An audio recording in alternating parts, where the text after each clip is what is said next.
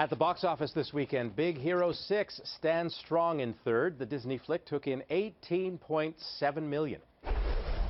We're supposed to handcuff them. But they don't have hands. They just have flippers. And I have flippers. So it's flipping useless. The animated sequel, Penguins of Madagascar, waddled into second with $25.8 million. No one else can do this but her. She won't be able to handle it. The game's destroyed her. Let her see what the Capitol did to District 12.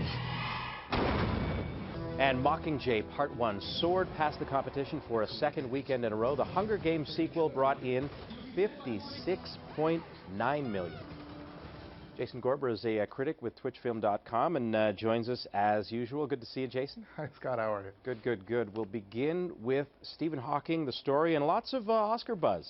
Yeah, Theory of Everything. This a big film that played at the Toronto International Film Festival and is sort of making its way into theaters across the country and absolutely generating awards buzz. There's a couple films that came out that also both played TIFF. One was about Alan Turing. This one's about Stephen Hawking. Two very idiosyncratic British scientists. This one obviously a little bit more known to the general public because Stephen Hawking is such a, for lack of a better word, a pop culture phenomenon. Obviously, he's a Simpsons character, for God's sakes. Now, this is a film, it's not only about his science, but it's also about his sort of relationship with his wife and some of the romances he has. It's a very sort of straightforward film.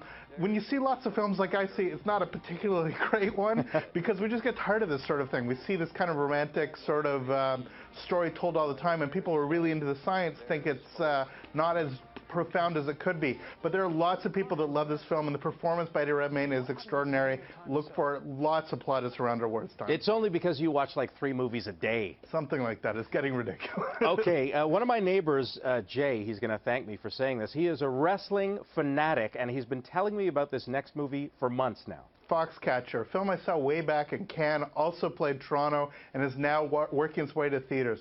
This is by Bennett Miller, the guy who did Capote and Moneyball, and I had a chance to interview Bennett Miller, and when Bennett Miller talks, he talks like that. And his films are sort of like that. His film's totally chill. And for a film like this, which is based on a true story, a true crime story, I'll give you that much, you would expect a little bit more sort of bombast and a little bit more sort of energy.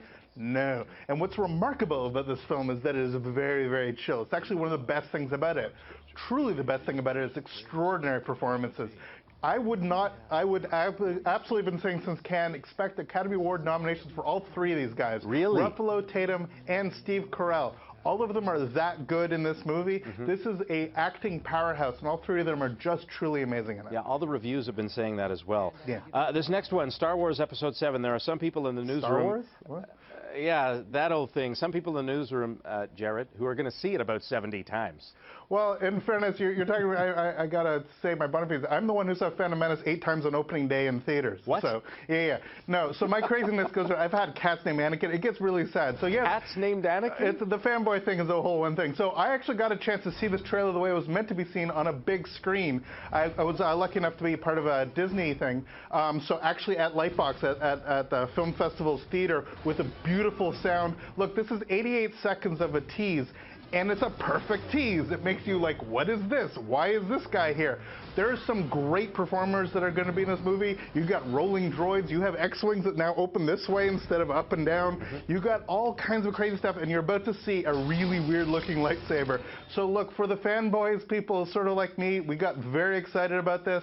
But to keep it in perspective, one of the things about films like this is that it's so easy to get sort of caught up in all of the hype about it and forget that sometimes these films can be just really good. So sit back, relax, and enjoy when the film finally comes out. You got a long time to wait, not till next December, but we'll still get little hints like this along the way. Jason, thank you very much, and enjoy watching the 58 movies you're going to watch this week. Take care, Scott.